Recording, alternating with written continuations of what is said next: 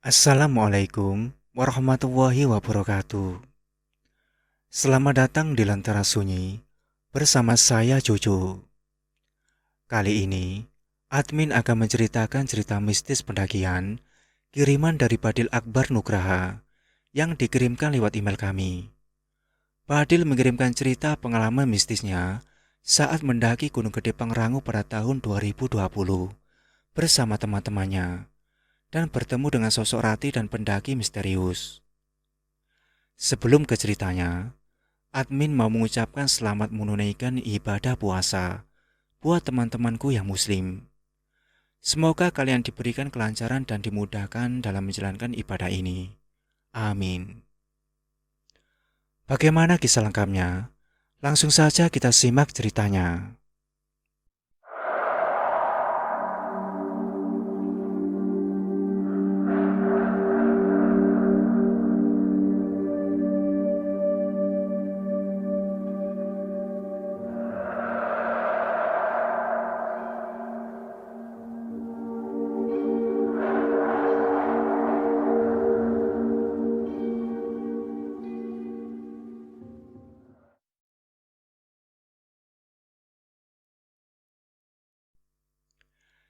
Cerita pendakian ini dialami oleh 11 orang, yaitu saya Badil dan 10 kawan.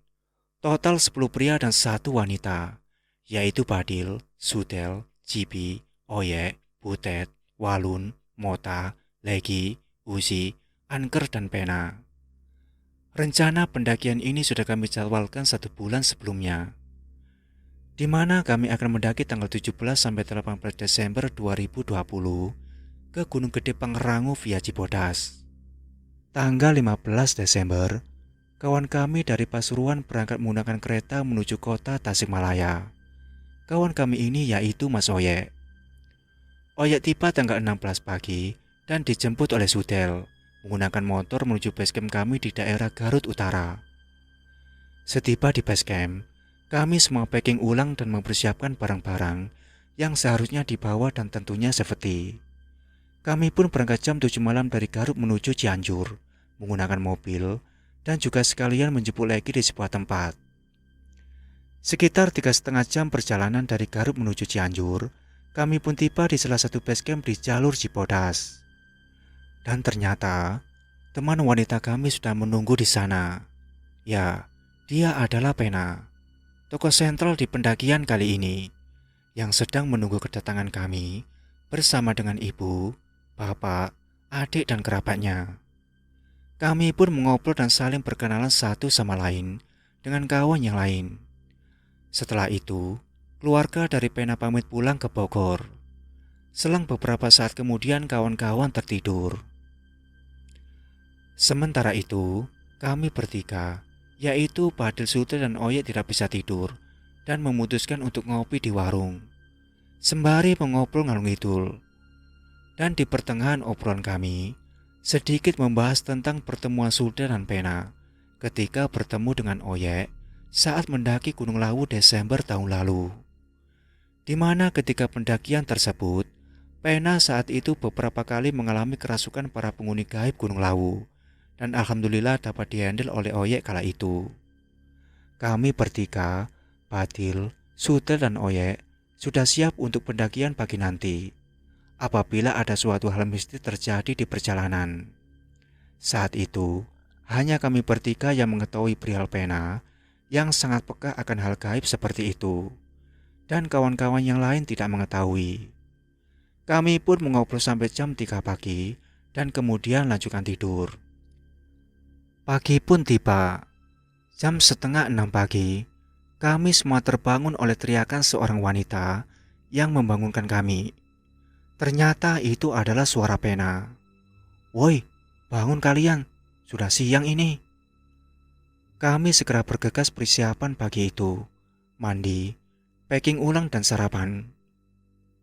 Jam 7 pagi, kami mengurusi maksi dan segalanya.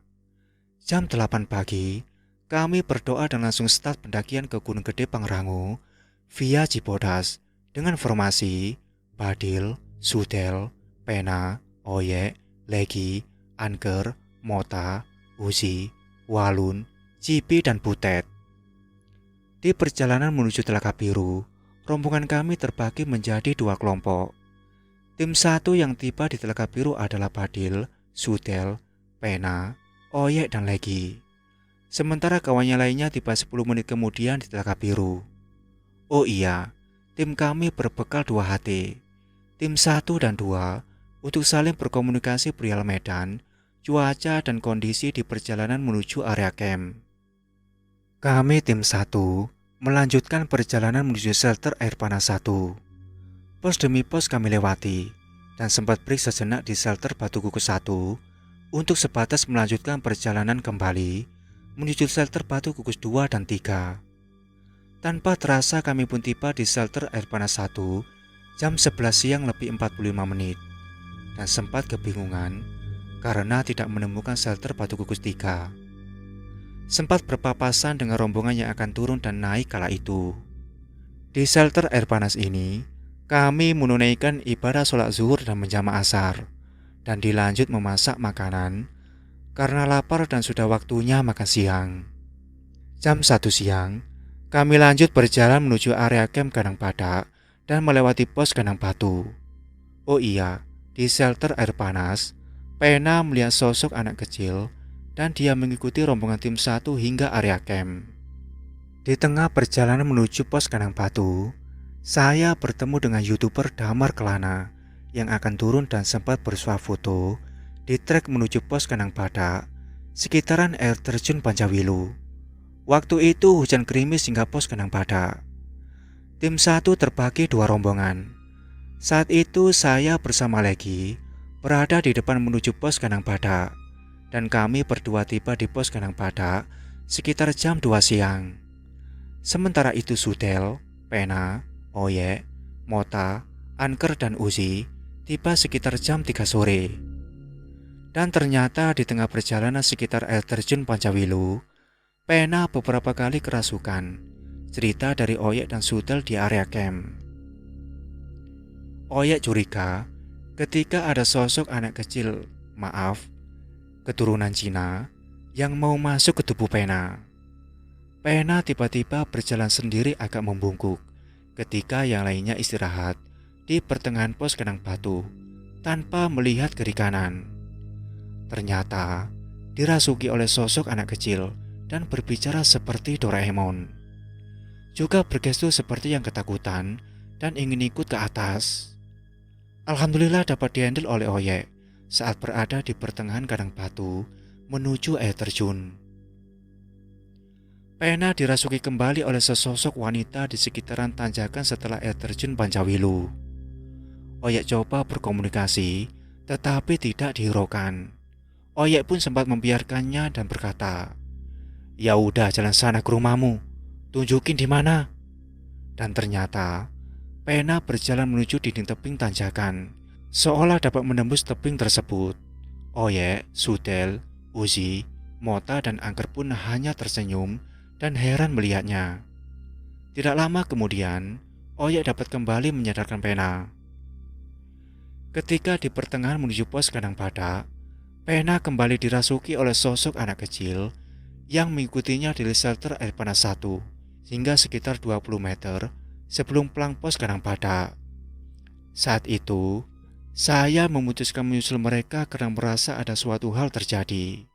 Dan ketika bertemu, ternyata Pena sedang dipapa oleh Sudel dan Oyek, diikuti oleh Mota, Anker, dan Uzi di belakang. Kali ini dia hanya berkomunikasi menggunakan gerak tangannya, bahwa dia takut di bawah sana karena ada sosok besar di sana dan dia ingin ikut dengan Pena. Oyek pun kembali menyadarkannya beberapa meter sebelum pos Kandang Badak karena tidak ingin membuat rombongan lain ikut panik dan ketakutan. Kami pun berjalan menuju area camp. Karir Pena saya ambil alih dan memapanya menuju shelter musola pos Kandang Badak untuk berteduh sejenak karena hujan. Sembari memberikan air hangat untuk Pena agar rileks dan mengajaknya mengobrol supaya tidak kosong pikiran dan melihat hal gaib. Pukul 3 sore lebih 15 menit, tim 2, yaitu Cipi, Walun, dan Butet bersamaan dengan rombongan dari kota lainnya tiba di pos kandang badak. Mereka termasuk Leki yang menunggu di shelter musola tidak mengetahui apa yang terjadi dengan Pena saat itu. Hujan pun mereda. Kami pun segera mendirikan 4 tenda double layer dan memasang 2 flysheet untuk melindungi dari terpaan angin dan air hujan yang kemungkinan akan turun kembali. Setelah tenda berdiri tegak terlindungi flysheet, kami pun memasak untuk mengisi perut yang sudah meronta ingin diberi asupan makanan, sembari ngobrol-ngopi dan merokok. Saat itu Siva dari kawan-kawan terlihat di sini. Oyek yang kala itu sempat stay di basecamp kami, hanya terdiam dan pemalu. Kali ini kelakuan konyolnya meramaikan perbincangan kami. Begitupun dengan Leki yang saat itu hanya terdiam diri di mobil saat perjalanan. Sama halnya seperti Oyek, kita bercerita saling ejek dan tertawa bersama hingga masakan selesai. Selepas makan, kami pun istirahat memulihkan fisik untuk summit esok pagi ke puncak Gunung Gede. Tenda 1 diisi oleh Cibi, Walun, Mota, dan Butet. Tenda 2 diisi oleh Badil, Angker, dan Oyek. Tenda 3 diisi oleh Leki dan Uzi. Tenda 4 diisi oleh Sutel dan Pena. Mereka bersahabat sejak diklat di organisasi, menjaga apabila ada suatu hal terjadi pada Pena. Pukul 6:30 malam, saya dan Oyek mengobrol sembari ngopi di luar tenda. Sementara yang lainnya mencoba tidur di dalam tenda. Sekitar pukul 7 malam, Oyek sempat berkata padaku, "Aku tidur di luar saja, jaga-jaga Pena, takutnya kerasukan lagi." Ternyata, selang beberapa saat Oyek tertidur di matras luar tenda, ditemani saya yang masih ngopi dan merokok bersamanya. Sekitar jam 7:30 malam, saya membangunkan Oyek untuk pindah tidur ke dalam tenda. Oyek pun tertidur lelap di tenda, begitupun dengan Angker. Sementara saya masih terjaga karena belum bisa tertidur sembari mengawasi keadaan sekitaran tenda. Jam 8 malam, saya sempat 2 kali cek tenda yang ditempati oleh Sutel dan Pena untuk memastikan bahwa tidak terjadi apa-apa. Alhamdulillah Pena terlelap tidur dan ditemani oleh kucing yang tidur bersamanya malam itu. Di pos kandang badak, memang ada kucing. Entah itu kucing asli di sana atau mungkin ada seseorang yang sengaja meninggalkannya. Hujan gerimis dan angin berembus kencang menerpa tenda seolah akan merobohkan tenda kami kala itu. Jantungku berdebar kencang karena takut akan terjadi suatu hal buruk pada kami. Saya masih mencoba tidur, tetapi tidak bisa, dikarenakan dinginnya malam dan aura mistis di luar sana. Angker terbangun dan kami pun ngopi sebentar di luar tenda. Ketika kami di dalam tenda, tiba-tiba, bruk! Suara keras sekali menghantam tanah. Saya dan Angker hanya berdiam, tidak banyak bicara. Selain itu, ketika kami mencoba tidur kembali, kami mendengar suara beberapa kali seperti sesuatu yang dientak-entakkan ke tanah, keras sekali. Dan kami pun tidak menghiraukan dan tidak saling bercerita.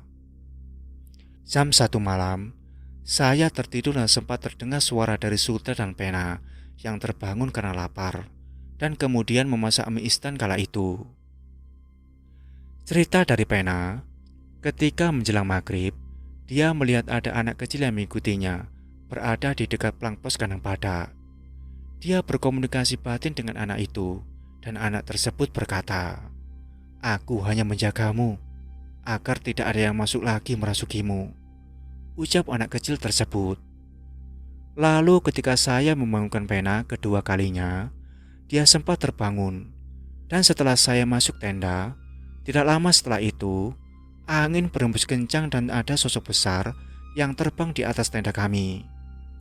Pena coba berpikir logis, mungkin itu hanya flysheet yang diterpa angin, dan kemudian melanjutkan tidurnya. Oh iya, anak kecil yang mengikutinya itu, ciri-cirinya yaitu perawakannya seperti anak kecil, tetapi tidak jelas wajahnya karena hanya samar-samar. Dia hanya mengenakan celana pendek kusut berwarna putih dan bertelanjang dada.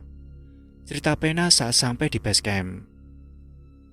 Pagi harinya, kami semua terbangun dan segera memasak. untuk siap-siap summit menuju puncak Gunung Gede. Kami semua kaget karena pohon di sebelah tenda kami yang berjarak sekitar 10 meter, ternyata pohon tersebut tumbang. Alhamdulillah tidak menimpa tenda siapapun saat itu.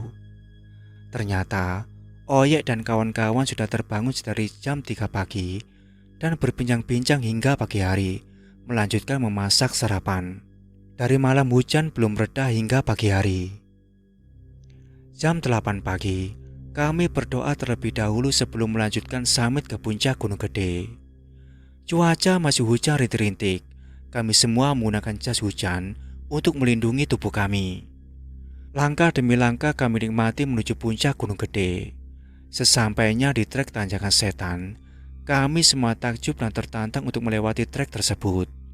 Ya, alhamdulillah, kami semua dapat melewati rintangan tersebut.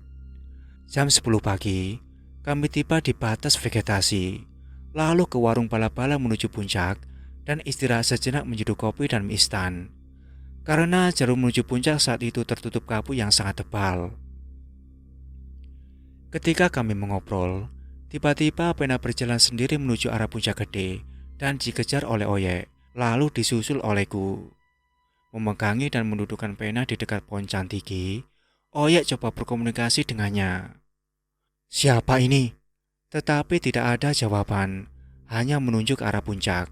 Kemudian Sudel datang menghampiri dan bertanya dengan bahasa Sunda. Responnya pun sama dengan yang Oyek tanyakan. Kemudian saya berinisiatif untuk bertanya juga. "Siapa ini? Dari mana? Kenapa?" Ternyata Pena menjawab, "Ratih, mau ke sana. Belum sampai." Dengan suara lirih, dia menunjuk ke arah puncak Gunung Gede. "Sudah, kasihan teman saya. Jangan ngikut keluar saja," kataku. "Gak mau ikut ke sana," sambil menangis. "Ya udah, ayo ikut ke puncak. Tapi keluar ya." "Udah, kasihan jangan ikut." Sembari Oyek membacakan doa di kuping Pena. Tidak butuh waktu lama untuk mengeluarkan sosok Rati. Tetapi Oyek sempat berkata, dia nolak gak mau keluar. Dan alhamdulillah, akhirnya Rati bisa keluar dengan bantuan dari Sang Pencipta. Saat itu Pena sempat muntah-muntah karena mungkin energinya terkuras. Kami membawanya kembali ke warung tersebut dan memberikannya air hangat dan mie yang diseduh di cup. Jam 11 siang, kami melanjutkan perjalanan menuju Tugu Puncak Gede. "Mas, gimana? Aman buat ke puncak?" tanyaku. "Aman, ayo kita jalan," jawab Mas Oyek.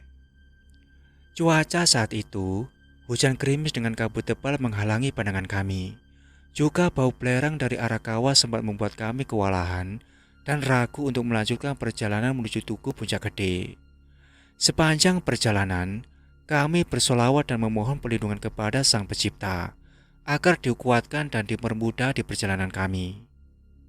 Rombongan pertama, aku, Butet, Uzi, Walun, Legi, Pena, Sudel dan Oyek sampai di Tugu Puncak jam 11:40.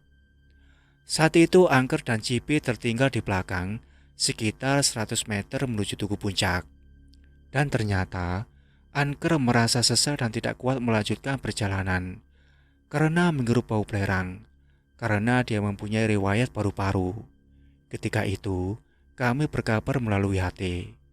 Ternyata Cipi memutuskan menemani Angker putar balik kembali menuju warung di batas vegetasi.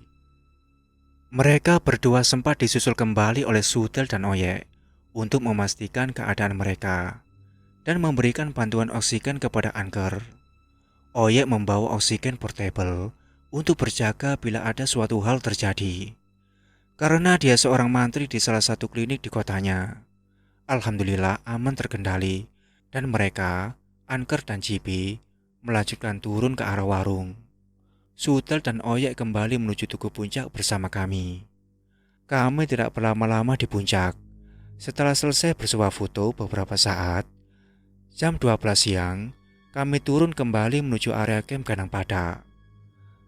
Aku dan Legi berada di depan hingga di batas vegetasi. Kami berdua berpisah dengan rombongan lainnya dan bertemu dengan seorang wanita yang saat itu solo hiking, tektokan gunung gede. Kami pun beriringan turun bersama. Aku mencoba berkomunikasi dengan Cipi dan Angker melalui HT. Ternyata mereka berdua menunggu di jalur alternatif Tanjakan Setan. Kami berdua bergegas menyusul mereka dan akhirnya bertemu mereka di jalur alternatif untuk turun. Di sini, Badit dan Angker melanjutkan perjalanan kembali menuju area camp dan ditemani oleh Tete tersebut. Kami tidak menanyakan namanya. Beliau asli Sumatera dan menetap di Bogor. Usianya 30 tahunan. Sementara Cipi dan Legi menunggu di jalur alternatif menunggu rombongan lainnya. Perjalanan menuju area camp, aku berkomunikasi dengan Cipi dan Legi untuk memastikan apakah rombongan lainnya sudah bergabung kembali. Aman terkendali, turun duluan saja. Nanti sampai area camp, kamu masak dulu. Jadi kita turun langsung makan, kata Cipi. Oke siap, jawabku. Jam 1 siang, kami tiba di area camp. Kami bergegas memasak nasi dan sebagainya. Cuaca masih sama hujan seperti tadi pagi. Tubuh kami menggigil, kami segera mengganti baju agar tidak terlalu kedinginan. Sekitar jam setengah 2 siang, Cipi dan semua kawan lainnya tiba di area camp dengan aman terkendali. Jam 2 siang, masakan semua siap disantap, dan kami semua makan dengan lahap mengisi perut kami dan menghangatkan tubuh kami dari dinginnya angin yang berembus dan juga rintik-rintik hujan kala itu. Butet saat itu sebelum makan, dia menyiapkan sop buah untuk kami nikmati sebelum makan. Saat itu Butet membawa satu buah semangka dan beberapa buah mangga dan disiram dengan Nutribos. Karena dia chef di rombongan kami yang jago meracik makanan. Sungguh segar melewati tenggorokan kami sop buah buatannya. Jam 3 sore, kami beres-beres tenda dan packing barang-barang kami, serta mengumpulkan sampah yang kami tampung di trash bag. Jam setengah 4 sore, kami berdoa dahulu untuk memohon perlindungan, agar kami semua selamat sampai di rumah masing-masing. Kami pun turun dengan formasi awal ketika mendaki. Badil, Sudel, Pena, Oyek, Legi, Angker, Mota, Uzi, Walun, Cipi, dan Butet. Shelter demi shelter kami lewati, hingga kami semua tiba di shelter Batu Gugus 1. Kami bertemu dengan dua orang rombongan dari Bekasi dan Malang. Ternyata, dia sedang memapa temannya yang mengalami cedera kaki dan susah untuk berjalan. Kami membantu dengan semampu kami. Aku meminta minyak urut kepada Oyek untuk mengurut yang cedera kaki. Ternyata orang Malang. Dari paha hingga betis di kedua kakinya. Ketika kami bertanya pada mereka, ternyata mereka rombongan 4 orang dari Bekasi dan Malang. Sedangkan 2 orang teman mereka telah turun terlebih dahulu, membawakan carrier mereka berdua. Setelah selesai mengurutnya, saya coba membantu dia untuk berdiri, dan ternyata dia terduduk kembali tidak bisa berdiri untuk berjalan.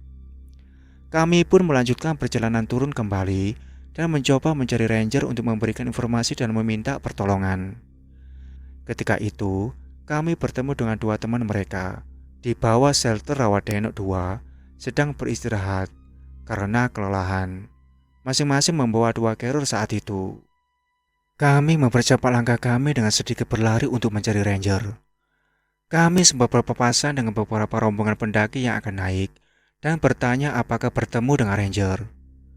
Ada salah satu rombongan ketika kami, Badil dan Mota, akan sampai di pos penyancangan bahwa ada ranger di sana. Setelah sampai di sana, kami tidak melihat ada ranger.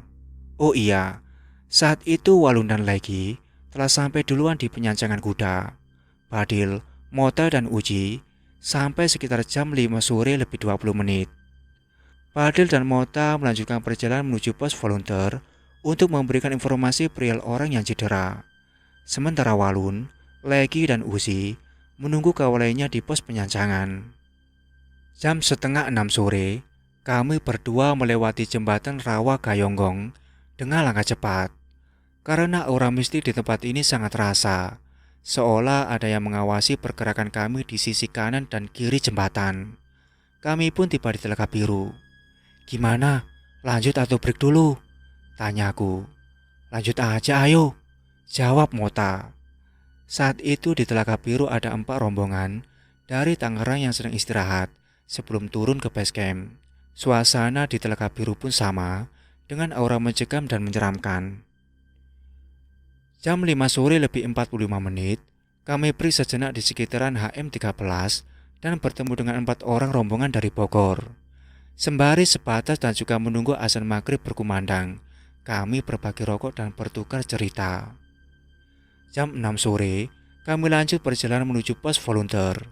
Saat itu kami berdua jalan terlebih dahulu meninggalkan rombongan tadi. Langkah demi langkah kami nikmati kala itu. Di sekitaran HM08, tiba-tiba Mota mempercepat langkah dan berpindah posisi di sampingku. Dil, suara apa itu? Oh, itu suara burung tuh di pohon.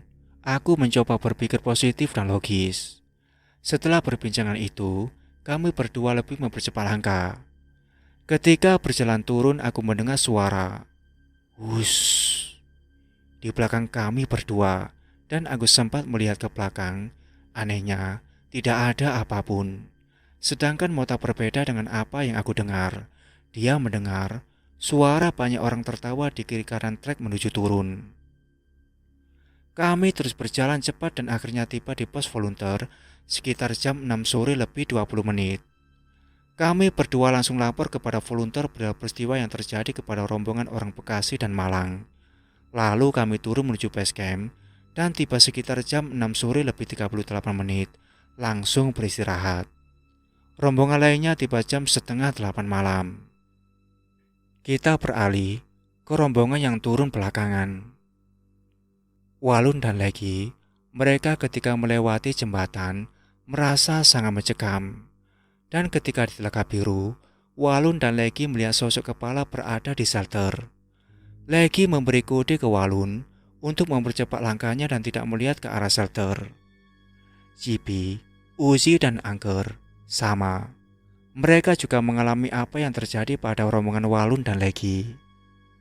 Pena, Oyek, Suter dan Butet ketika di jembatan saat itu setelah maghrib.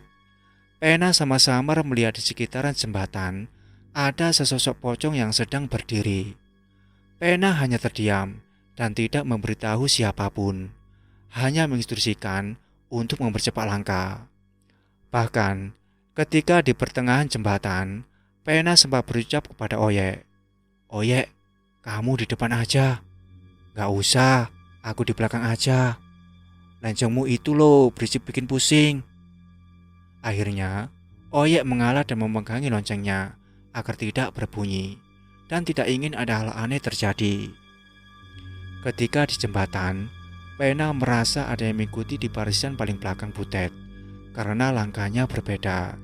Jika langkah Sudet dan Oyek terdengar karena ada loncengnya, langkah Butet seperti akan diseret kakinya, mungkin karena sakit, dan ada satu suara langkah asing yang langkahnya dihentak-hentakkan keras dan membuat Pena penasaran saat itu, padahal mereka hanya berempat. Kemudian, Pena melihat ke arah barisan paling belakang yaitu Butet. Ternyata, Pena melihat ada sesosok pendaki misterius di belakang Butet. Pendaki misterius tersebut berpenampilan layaknya pendaki pada umumnya. Dia memakai carrier, sepatu, dan headlamp berwarna merah. Tetapi kepalanya berbulu seperti monyet dan berbadan manusia biasa. Saat itu Pena berpikir positif. Mungkin itu cuma pendaki yang nyusul, ucapnya dalam hati. Kira-kira 10 langkah sebelum memasuki Telaga Biru, Pena melihat di atasnya ada sosok putih sedang duduk di dahan pohon dan di tengah Telaga Biru. Pena melihat ada cahaya yang berdiri di tengah-tengah Telaga Biru. Dan sosok pendaki misterius tersebut menghilang begitu saja ketika melewati Telaga Biru. Setelah tiba di HM00 setelah jembatan, Pena tiba-tiba melemparkan tangannya ke arah Butet yang ada di barisan paling belakang lalu berkata, "Dadah, udah ya sampai sini, kamu balik lagi aja. Aku mau pulang, udah dijemput sama ibu bapakku." Sambil melambai-lambaikan tangannya, Pena berkata seperti itu. Seketika Butet kaget dan heran apa yang terjadi pada Pena. Butet mengira pena berbicara padanya. Ternyata bukan. Lalu Butet mendekat Oyek dan bertanya, "Mas, itu pena kenapa mas? Pamit sama siapa?" Tanya Butet. "Nggak tahu aku," jawab Oyek. Alhamdulillah, akhirnya mereka tiba di base camp. Teror belum selesai. Setelah selesai bersih-bersih dan makan, kami saling bercerita apa yang terjadi. Beberapa kejadian sudah diceritakan di atas. Ketika di base camp, Oyek sempat berbincang dengan orang tua Pena yang sudah berada di base camp. "Maaf pak, mau nanya, itu Pena kenapa ya suka kerusukan gitu?" tanya Oyek yang kala itu dengan bahasa Jawa halus. "Oh iya, Pena itu keturunan dari neneknya. Neneknya juga sama, bisa lihat hal gaib seperti itu." Pena bercerita perihal ketika dia pamit di jembatan HM00. Ternyata, dia pamit kepada sosok anak kecil yang mengikutinya dari atas. Menurut Pena, sosok anak kecil ini baik, tetapi tidak bisa bicara. Ketika kami akan berpisah pulang, Pena sempat berbicara kepadaku. "Itu si Mota, dari pertama naik sampai tadi turun, dia ada yang ngikut. Tuh, cewek di atas karirnya." "Oh iya, gimana tuh? Aman gak?" jawabku. "Aman, ceweknya sih cantik, tapi ya gitu usil. Hati-hati banyak yang ngikut." "Hahaha, oke aman." Kukira bercanda. Jam setengah 9 malam, rombongan kami pulang menuju Garut, sedangkan Pena menuju Bogor bersama keluarganya. Ketika di perjalanan menuju Garut, masih sekitaran Cianjur, Mota yang kala itu supir, berkata mobil terasa berat di belakang. Padahal beban kita sudah berkurang drastis dan tidak membawa air di carrier masing-masing saat itu. Kami sempat ke pom bensin untuk menambah tekanan air ban, padahal ban normal, dan juga menata ulang carrier. Setelah itu, mobil tidak terlalu terasa berat, tetapi masih saja mobil tidak stabil dan tidak bisa untuk mengebut di jalan tol. Setelah sampai di Garut, beban mobil kembali normal seperti biasanya, tidak terasa berat apapun. Kami sampai jam 1 dini hari, di basecamp kami biasa berkumpul. Setiap orang pulang ke rumah masing-masing, terkecuali Oyek dan Legi yang menginap di rumah Badil. Cerita dari Mota bahwa ketika dia tidur di rumah, dia bermimpi bahwa dia melihat dirinya itu sedang diduduki oleh seorang wanita di atas dadanya. Dan juga ketika siang, keluar rumah selalu ada suatu hal terjadi. Bahkan suasana basecamp kita yang biasanya ramai 2 malam itu terasa sangat berbeda aura. Jam 10 malam pun sudah bubar, biasanya jam 12 malam baru bubar. Selang 2 hari setelah pendakian, Mota mencoba bertanya kepada orang yang mengetahui hal tentang gaib seperti itu. Dan benar saja, ternyata sosok wanita itu mengikuti Mota sampai ke rumah. Akhirnya, Mota diberi wejangan untuk mengaji di rumahnya. Dan alhamdulillah, sosok tersebut sudah pergi kembali ke asalnya. Itulah cerita Badil dan teman-temannya saat mendaki Gunung Gede Pangrango. Ambil pelajaran dari kisah mereka. Wassalamualaikum warahmatullahi wabarakatuh.